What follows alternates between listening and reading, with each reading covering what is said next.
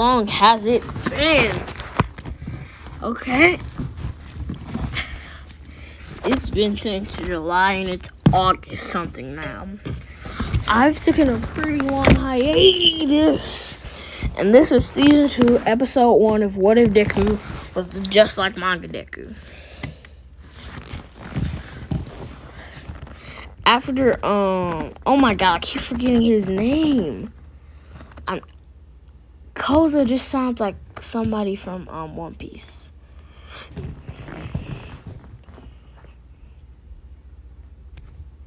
Kaido? No, I know I didn't call him Kaido. I call him something. No, after, the dude... After what's the name was defeated, we all know who I'm talking about. If you watched the last episode, after he was defeated, everybody started living back to normal.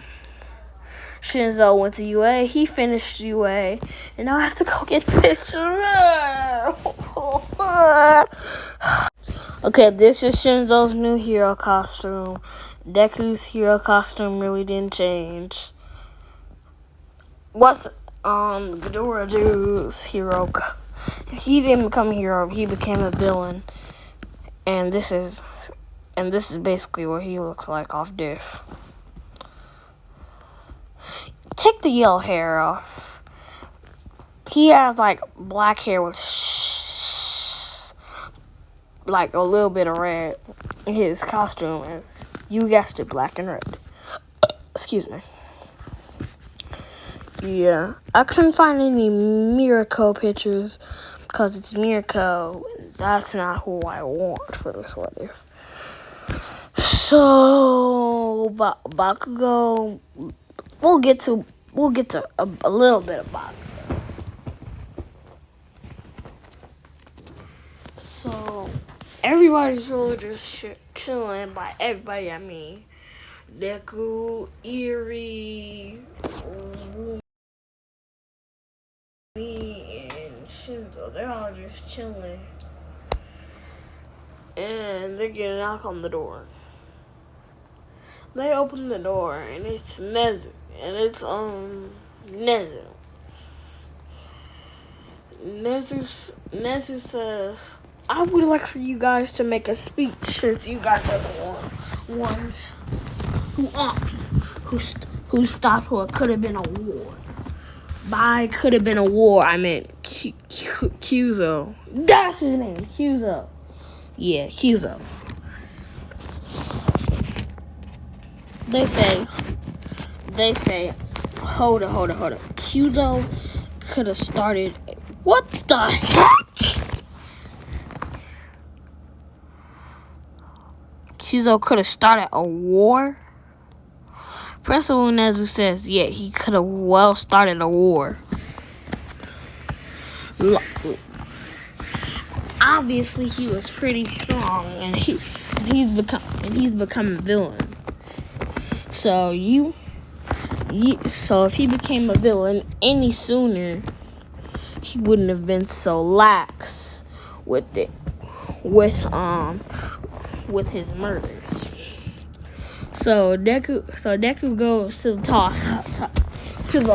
tall town hall, and everybody's, and like there's tons of people.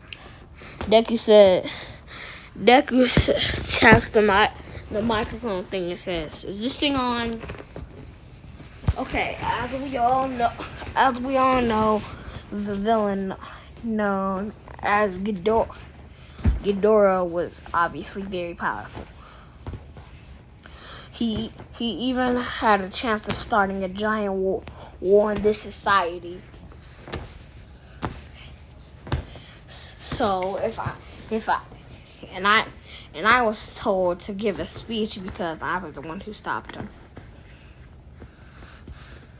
Before Deku can get even a word off, an explosion goes off. This explosion is from a random villain called Lunar. You guys see what I'm getting at.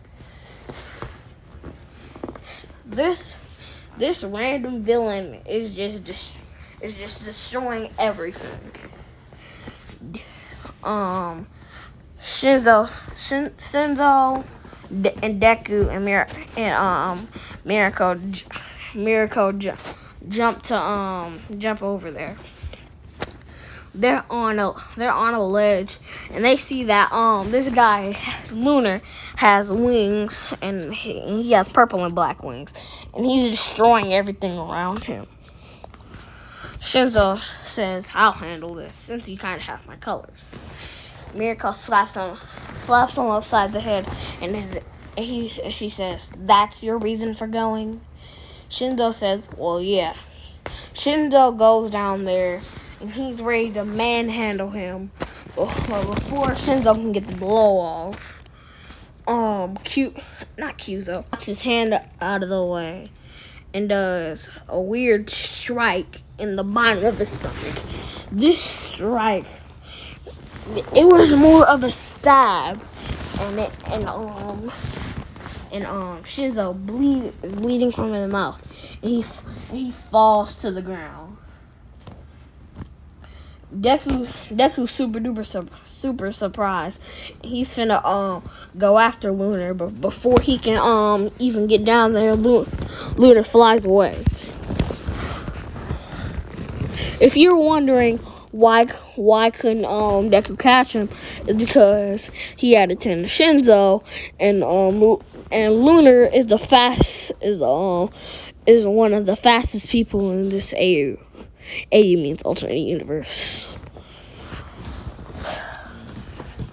So we go to the hospital, and the speech is postponed. Shinzo has one of the ow! I hurt my ankle. Shinzo has one of those. Now, I was gonna say umbilical cord. Like what? He has one of those things. Those things like the IV drip thing, and he has a thing covering his mouth, and he's just breathing. He literally could have been sent to the ER if he was stabbed any deeper. It turns out there was a deadly poison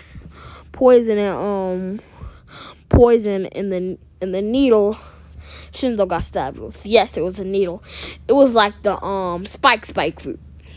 I've been watching too much One Piece. I just finished the Alabasta arc. So Deku's arguing with a nurse trying to get inside of Shinzo's room. The lead doctor, which is recovery girl, because Shinzo finished UA,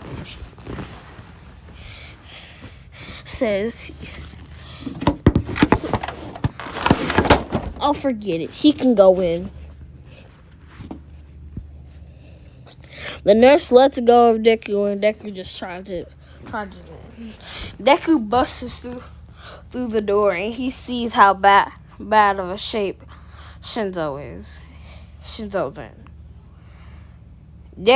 Deku sits down and says, "Jesus Christ.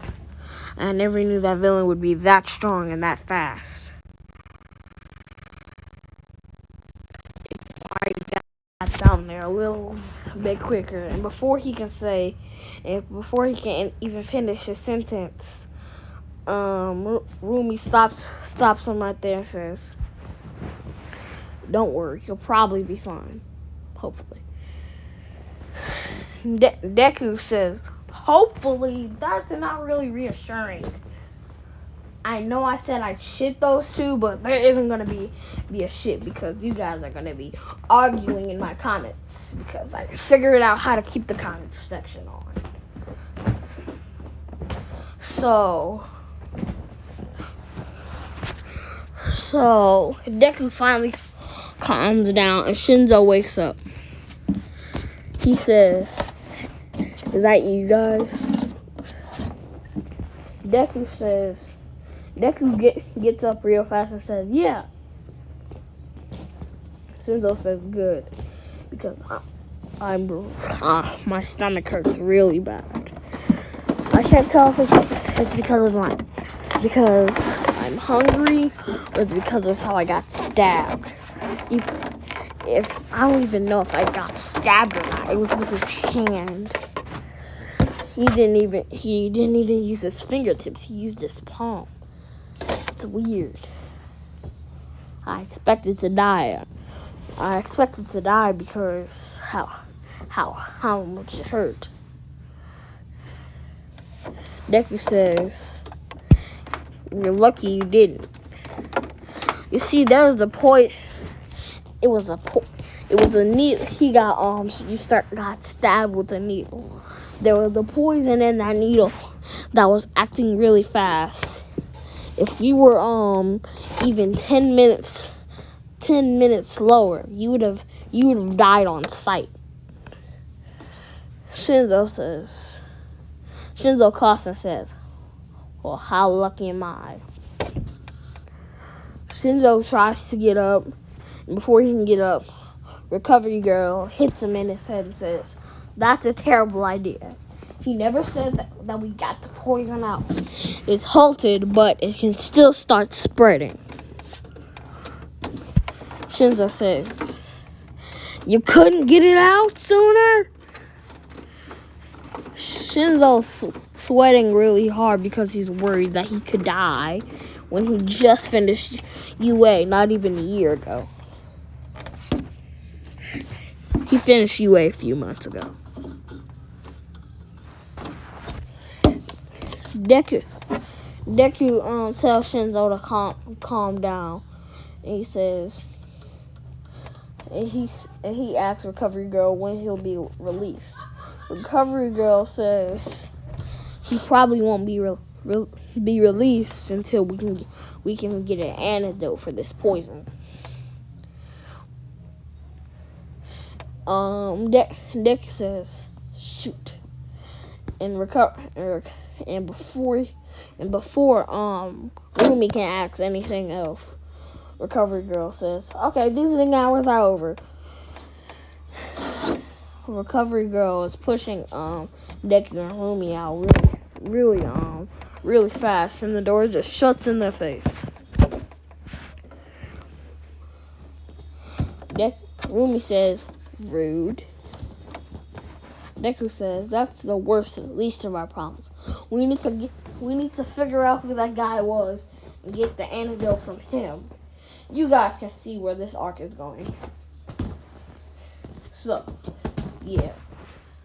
This arc is going to be pretty long. It's not going to be as short as the other arc. As I said, this series was going to be infinite, but no, it's not. I will probably end this series when this arc is over. But if I get a demand to make another episode, I surely will. So Deku says, "Well, we should probably go home and search at night. After all, that's what we've been doing since we started being vigilant. Don't forget that only Shinzo has his hero license, so they're still vigilant."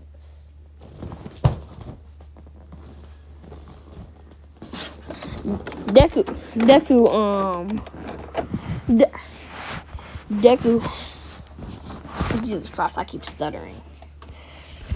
Deku and Rumi go back home, and Eri is sleeping. Keep in mind, she was 6, right? So Eri's 10 now, almost a teenager. Eri's already asleep Eri's taking a nap because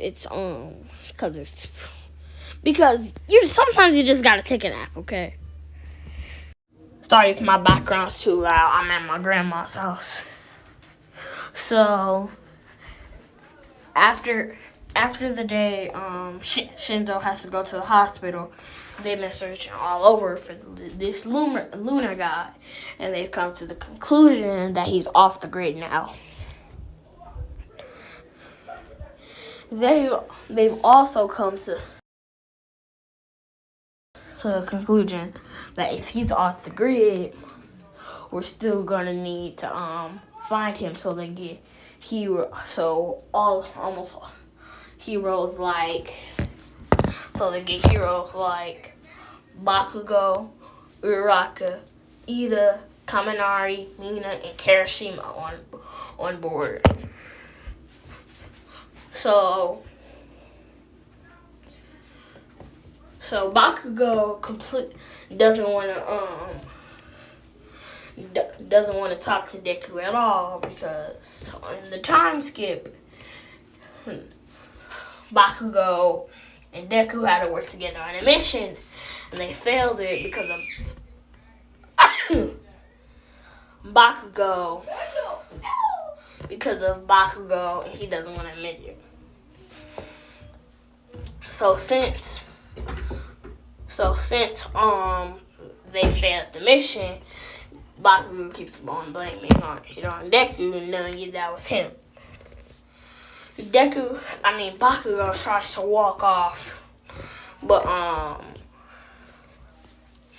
he gets stopped by, let's say, Uraraka. Uraraka says, "Okay, stop pretending like it was his fault. We all know it was your fault that you guys failed that mission." We get a flash